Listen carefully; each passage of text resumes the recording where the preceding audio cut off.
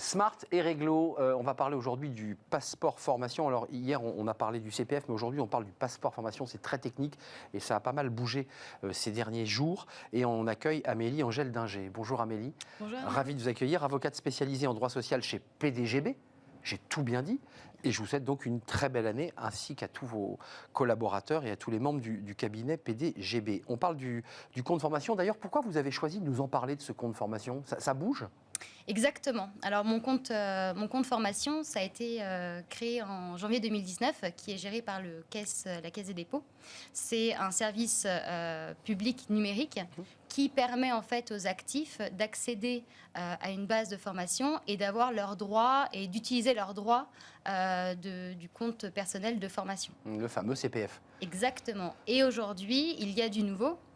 Alors depuis la loi pour choisir son avenir professionnel et également avec la loi santé d'août 2021, on va avoir la création de 2 passeports. Le passeport compétences qui est déjà dans le Code du travail. Il existe celui-là ? Exactement. Et un autre passeport prévention qui a été créé donc là en 2021, qui entre aussi dans le Code du travail et qui aujourd'hui a fait l'objet d'un décret récent qui a été publié au journal officiel du 30 décembre dernier. Avant de parler du passeport compétences, on va l'évoquer. Concrètement, tout ça est numérique. C'est-à-dire que le salarié a accès numériquement à ce passeport, on est d'accord ? Tout à fait. Alors vous avez un site internet qui est dédié à mon compte formation et une application téléphone. Et l'idée, c'est de regrouper finalement pour l'actif, pour le côté passeport prévention, l'idée, c'est d'avoir une base de données avec les formations relatives à la santé et à la sécurité en entreprise.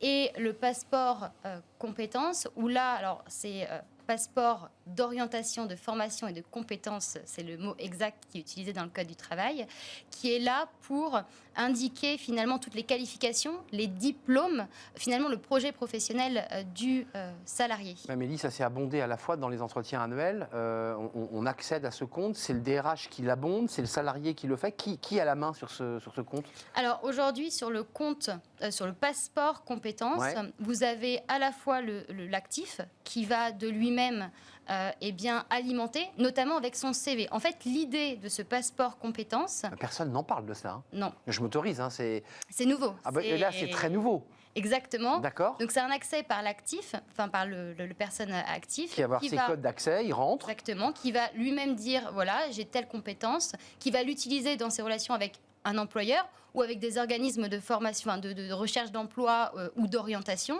Et en fait, l'idée, c'est de légitimer finalement ces documents. C'est-à-dire que demain, il va avoir une base de données qui va être certifiée par la Caisse des dépôts et qui va pouvoir utiliser. En fait, en réalité, c'est avoir un peu plus de crédibilité. Et puis, le passeport prévention, c'est à la fois l'employeur, à la fois l'actif, mais également les organismes de formation. Bien sûr. Qui vont alimenter finalement les informations sur ce passeport prévention. Mais il sera consulté par qui ? Puisqu'il servira à quoi ? Alors, on a parlé du passeport compétences, qui est tout nouveau, donc les salariés vont devoir, et je pense que les DRH vont devoir faire de la pédagogie sur ce sujet, d'évidence.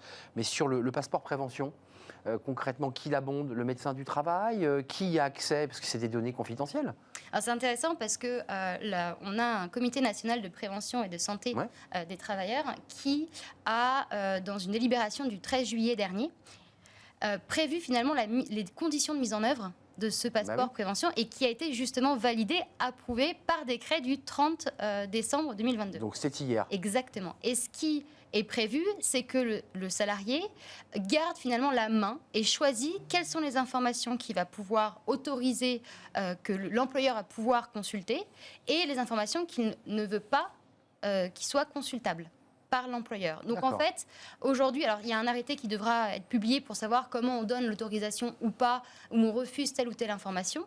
Mais aujourd'hui, c'est le salarié qui va avoir la main dessus. Mais encore une fois, faut-il que le salarié soit informé de tous ces outils ? Parce que là, je pense que ceux qui nous regardent, voire même des entreprises, se disent « mais qu'est-ce que c'est que ce truc ? On en a entendu parler de loin. » Enfin, qui va faire la pédagogie ? Le gouvernement va engager des programmes pédagogiques à la télévision pour nous le dire ? Aujourd'hui, on a un site internet depuis octobre 2022 qui est ouvert justement sur ce passeport prévention.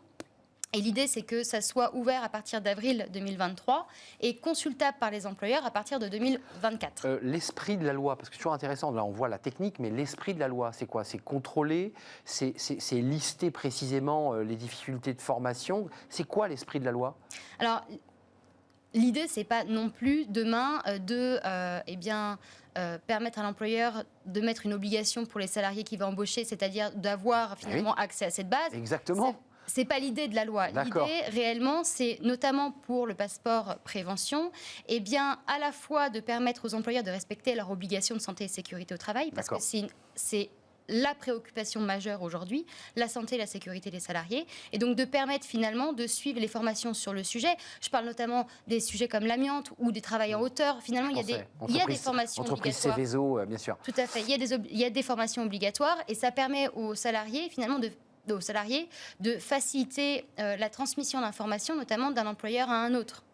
Et puis également, ça permet d'avoir, pour l'esprit de la loi, pour le passeport compétences, donner une crédibilité, une lisibilité sur ces informations. Juste avant de nous quitter, Amélie, dans le passeport prévention, qui est là aussi tout neuf, il va falloir s'y habituer, donc il y aura le dossier médical dedans? Non.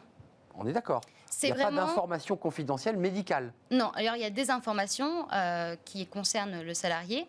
Et vous avez. C'est-à-dire qu'il a eu un accident, c'est noté? Non, c'est tout ce qui va être formation, diplôme, certification qu'aura reçu le salarié dans le cadre des formations qu'il aura suivies. Donc il a bien suivi une formation dans le nucléaire pour travailler dans le nucléaire ou travailler dans des entreprises Céveso. C'est bien de ça dont il est question. Donc c'est son passeport à montrer en disant j'ai bien les qualifications. Tout à fait. Et l'organisme de formation l'alimentera de la même manière que l'employeur devra l'alimenter. D'accord. Et ces informations-là seront contrôlées par le salarié. J'ai tout compris, Amélie, comme son nom l'indique, c'est un passeport qu'on va pouvoir montrer pour pouvoir se déplacer d'un point à un autre, ou d'un métier, ou d'une entreprise à une autre. Merci Amélie Angèle Dinger, avocate spécialisée en droit social chez PDGB. Je vous vois sourire.